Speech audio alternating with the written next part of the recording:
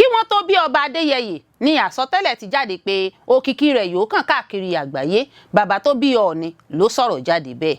Jídé Kòsọ́kọ́ ni ọlọ́jà tìlú Èkó tí a fọwọ́ sí. Mọ̀lẹ́bí ló dúró lórí ẹsẹ̀ wọn bẹ́ẹ̀. Iná sọ níbùdó àwọn agbésùnmọ̀mí ní Kwara fún bí àwọn ológun ṣe yabo ibùba wọn sínú ìbọn bolẹ̀ dóòlà àwọn tí ó wà nígbèkùn wọn. Oríire ló jẹ́ fún ilẹ̀ wa Nàìjíríà láti ní Tinubu gẹ́gẹ́ bí ààrẹ. Ganduje ló sọ̀rọ̀ sókè bẹ́ẹ̀. Ẹgbẹ́ IPOB kéde kónílé-ó-gbélé lápá ẹkùn gúúsù ìlà oòrùn lọ́jọ́ ajé Monday oṣù kejì lórí bí wọ́n ṣe gbé ọjà Onitsha ti pa. Wọ́n béèrè fún ìtúsílẹ̀ Nnamdi Kanu. Ìdí rẹ̀ o tí a kò fi ní tẹ́wọ́ gba èsì ìdìbò tí àjọ INEC bá kéde. Ìgbìmọ̀ àgbà fún òfin ṣẹ̀ríà nílẹ̀ wa SCSN ló sọ̀rọ̀ sókè bẹ́ẹ̀. Olórí Olúwaṣìndárayọ̀ nínú ayé tèmi ni oníròyìn yín. Ẹ gbọ́ àtúpalẹ̀ àwọn ìròyìn náà lẹ́kùnrẹ́rẹ́. Ẹ káàbọ̀ sí ìkànnì Drive TV. Fún ìgbà àkọ́kọ́ ẹ gbìyànjú láti like, share, subscribe kẹ́ ẹ lè máa gbádùn wa lóòrèkóòrè. Jídé Kòsọ́kọ́ ni ọlọ́jà tìlú Èkó tí a fọwọ́ sí. Mọ̀lẹ́bí ló dúró lórí ẹsẹ̀ wọn bẹ́ẹ̀. Ìdílé oyè ọba Kòsọ́kọ́ ti dá àwọn ẹ̀sùn ìfẹ̀sùn èké tó ń ṣini lọ́nà tó gba ìgboro kan nù lórí ìyànsípò àgbà òṣèré Babájídé Kòsọ́kọ́ gẹ́gẹ́ bí ọlọ́jà tìlú Èkó tí ó jẹ́ yíyànsípò. Mọ̀lẹ́bí náà kọ̀ jálẹ̀ pé ìyànsípò náà tẹ̀lé ìlànà tó yẹ, ìfohùnṣọ̀kan ìdílé, àṣà àti ìṣe ìgbà ìwáṣẹ̀.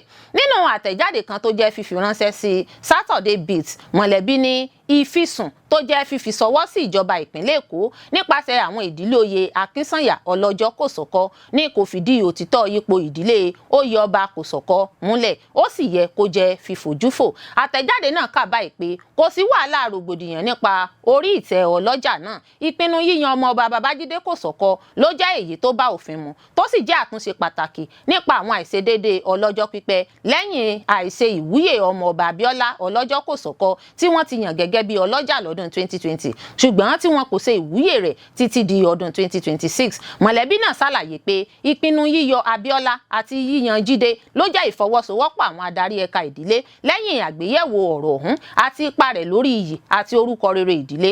Àtẹ̀jáde náà ṣàpèjúwe ìgbésẹ̀ ọmọọba Surajudeen Abiodun Ọlọ́jọ́ Kòsọ́kọ́ àti ọmọọba Theophilus Ọlọ́jọ́ Kòsọ́kọ́ gẹ́gẹ́ bí ìwà àrékérekè àti ìṣinilọ́nà. Àwọn èèyàn méjèèjì ọ̀hún tí wọ́n kọ̀wé ìfisùn náà ni wọ́n sọ pé wọ́n wà níbi ìpàdé ìdílé níbi tí wọ́n ti fohùn ṣọ̀kan lórí ìpinnu náà. Ó fi kún pé ìpàdé náà ló wáyé lọ́jọ́ àbámẹ́ta Sátidé ọjọ́ 24 oṣù kìíní January 24, 2026 nílẹ̀gbẹ́ olórí ẹbí Mutiat Àṣàbí Ali Balógun. Níbẹ̀ ni àwọn àwòrò-ṣàṣà àgbààgbà nínú ìdílé tó fi mọ́ ọmọ ọba Ọlọ́jọ́ Kòsọ́kọ́ fúnra rẹ̀ péjú-pésẹ̀ sí. Níbi ìpàdé náà ni wọ́n ti fohùn ṣọ̀kan pé wọn yóò yan ọmọọba Babájídé Kòsọ́kọ́ gẹ́gẹ́ bí ọlọ́jà tìlú Èkó tí àwọn yàn. Lẹ́yìn náà ni wọ́n láwọn fi lé àpapọ̀ ìdílé lọ́wọ́. Wọ́n ṣàfihàn ọlọ́jà tuntun tí wọ́n yàn náà ní gbangba fún àwọn ọmọ ìdílé ọba Kòsọ́kọ́ níbi ìpàdé gbogbogbò kan ní Ìgà Kòsọ́kọ́ lọ́jọ́ Ìṣẹ́gun Tuesday ọjọ́ 27 oṣù kìíní January 27, 2026. Nígbà tí wọ́n ń sọ̀rọ̀ nípa ọ̀rọ̀ tó ní ọba ìlú Èkó náà ní ipa lórí ìyànsípò ọ̀hún, ìdílé náà ṣàpèjúwe àwọn ọ̀rọ̀ náà gẹ́gẹ́ bí eléyìí tí kò jẹ́ òtítọ́. Wọ́n sọ pé aláyélúwà ọba Rilwan Akiolu kò ní ipa kankan nínú yíyàn tàbí fífi ọlọ́jà tuntun tí àwọn yàn sípò. Mọ̀lẹ́bí náà sọ wípé ìpinnu ìgbésẹ̀ tí àwọn gbé náà jẹ́ ojúṣe ìdílé nìkan ṣoṣo.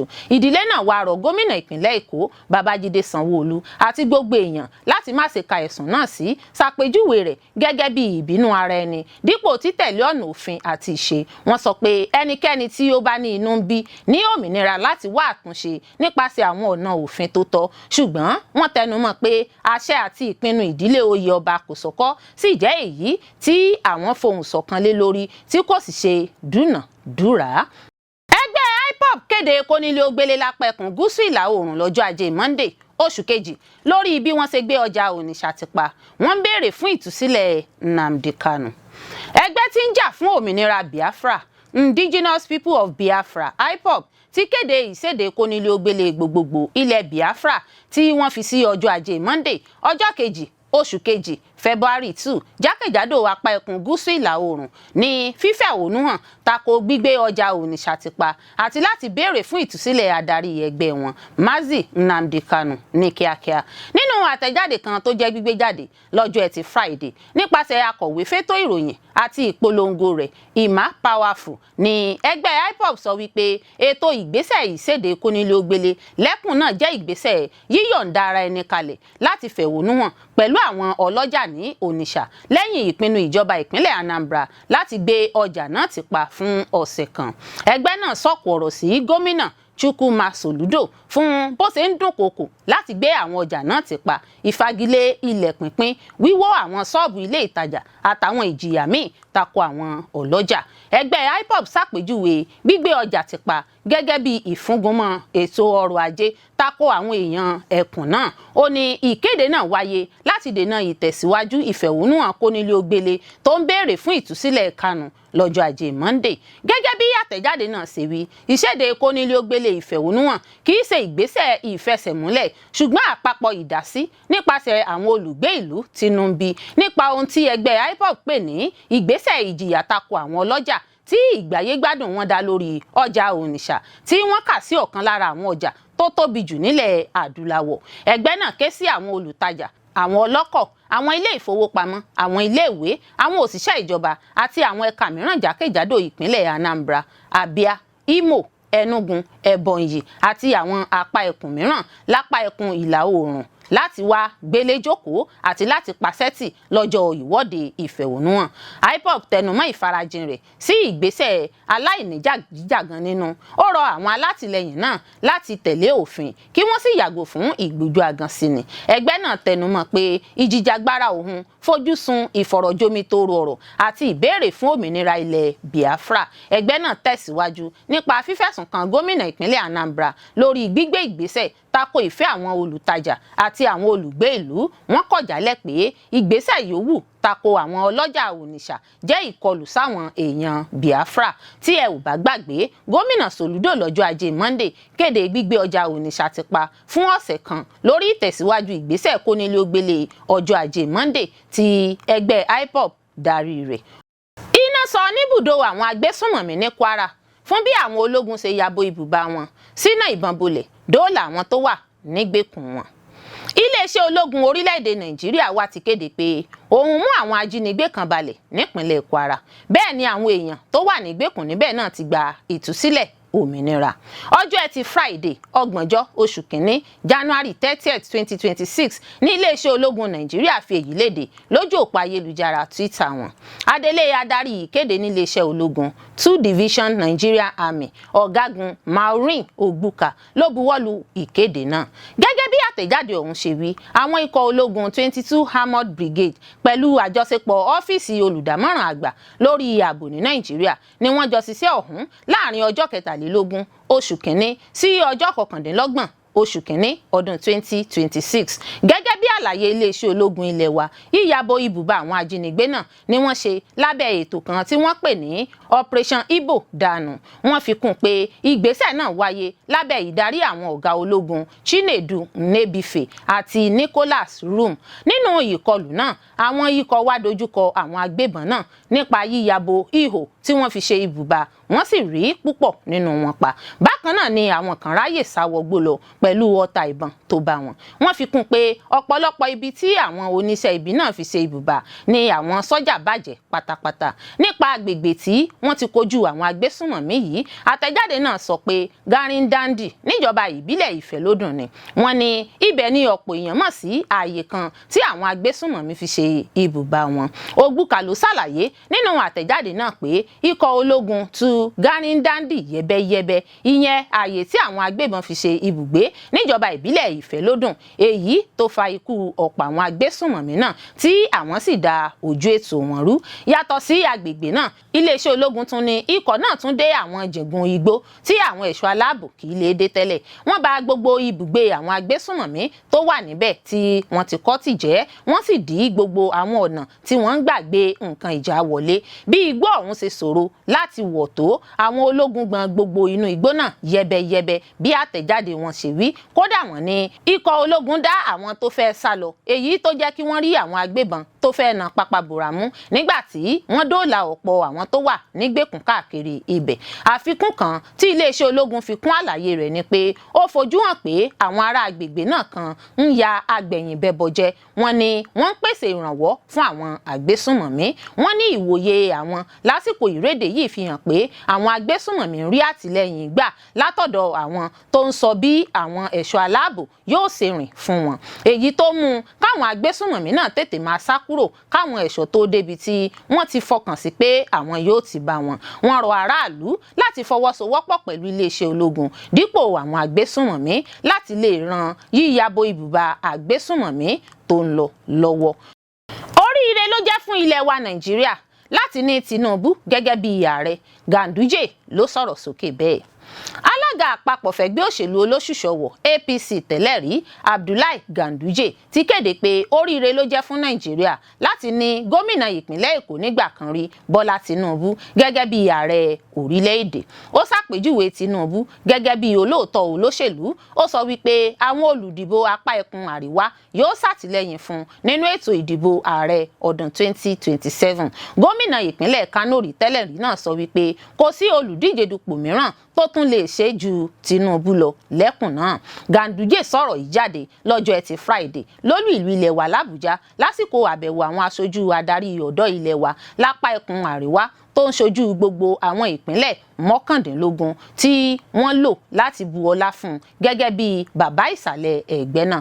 Gẹ́gẹ́ bí ìròyìn tó tẹ̀ wá lọ́wọ́, àwọn àrèwá kan sọ wípé ìṣèjọba Tinubu fì sí apá gúúsù ju agbègbè wọn lọ. Bó tilẹ̀ jẹ́ pé ọ̀pọ̀ ìgbà ni Tinubu ti tako ọ̀rọ̀ náà tó sì pèsè àwọn dọ́kúmẹ́ǹtì tó ń ṣàfihàn pé àwọn àrèwá ló jẹ́ yíyàn sípò ìjọba ju àwọn apá gúúsù tí àwọn díẹ̀ tí ìṣèjọba rẹ̀ òye sì ti ń dúnkokò láti dìbò takò lọ́dún 2027.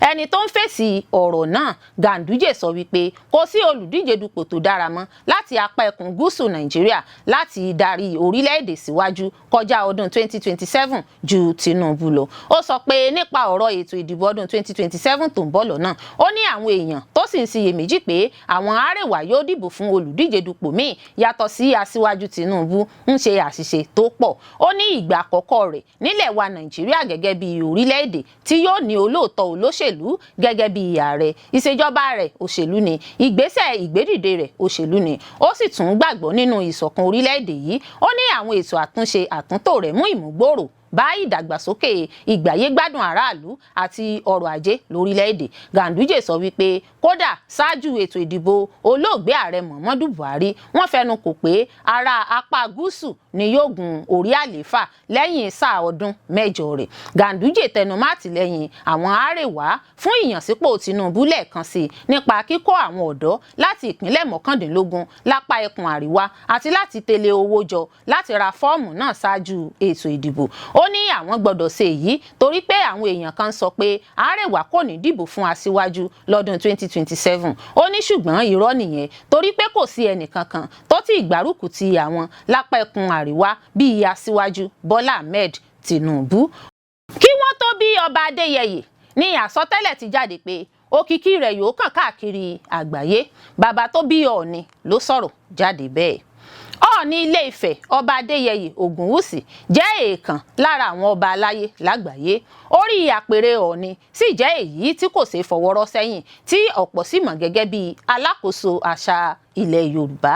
Lọ́dún 2015 ní Ọọ̀ni Adéyẹyè Ẹnìtàn Ògúnwùsì jọba, òun sì ní Ọọ̀ni 51. Nígbà tó ń bá àwọn akọ̀ròyìn BBC News Yorùbá sọ̀rọ̀, bàbá tó bí Ọọ̀ni Ògúnwùsì ọba John Olúrọ́pò Ògúnwùsì ṣàlàyé pé kí wọ́n tó bí kábíyèsí náà ní àsọtẹ́lẹ̀ ti jáde pé òkìkí rẹ̀ yóò kàn káàkiri àgbáyé.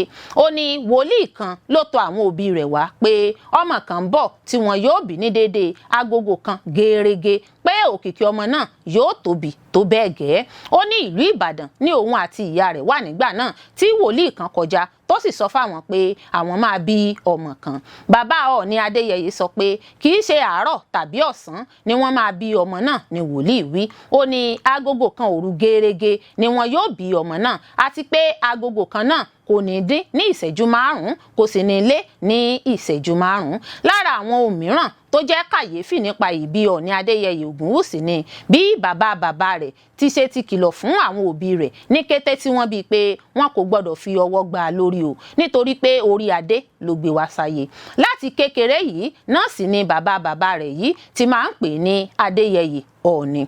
Bí ó tilẹ̀ jẹ́ pé ọmọkùnrin mẹ́ta ni àwọn òbí rẹ̀ bí, Ọọ̀ni Adéyẹyè Ògúnwùsì ni àbúrò wọn, òun nìkan ló fi ìfẹ́ hàn sí ipò náà.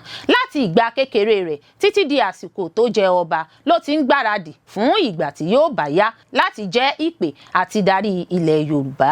Ọjọ́ 17 oṣù kẹwàá ọdún 1974 ni wọ́n bí Ọọ̀ni Adéyẹyè Ògúnwùsì sí ìdílé ọlọ́ba Gẹ̀ẹ́sì Ilé Ifẹ̀. Oníṣirò owó tẹ́lẹ̀ ni, ó sì tún ní ìmọ̀ nípa ìmọ̀ ẹ̀rọ. Ìdí rèé o tí a kò fi ní tẹ́wọ́ gba èsì ìdìbò tí àjọ INEC bá kéde. Ìgbìmọ̀ àgbà fún òfin ṣàríà nílẹ̀ wa SCSN ló sọ̀rọ̀ sókè bẹ́ẹ̀. Ìgbìmọ̀ àgbà tó ń rí sí òfin ṣàríà lórílẹ̀‐èdè Nàìjíríà Supreme Council for Sharia in Nigeria SCSN ti pè fún ìyọkúrò alága fún àjọ elétò ìdìbò lórílẹ̀‐èdè Nàìjíríà INEC Josh Amupitan ṣáájú ètò ìdìbò gbogbo ti ọdún 2027 tí wọ́n sì ṣàpèjúwe rẹ̀ gẹ́gẹ́ bí èèyàn tó lè ṣàkóbá fún ètò ìjọba àwarawa lórílẹ̀‐èdè Nàìjíríà. Nínú ìfọ̀rọ̀wérọ̀ rẹ̀ pẹ̀lú àwọn akọ̀ròyìn, abẹnugan ilé Sheikh Bashir Aliyu Umar ṣàlàyé ìhà tó kọ sí alága àjọ elétò ìdìbò tó sì tún kìlọ̀ pé àwọn mùsùlùmí lórílẹ̀‐èdè Nàìjíríà kò ní tẹ́wọ́ gba èsì ìdìbò kankan lábẹ́ ìṣàkóso Amupitan.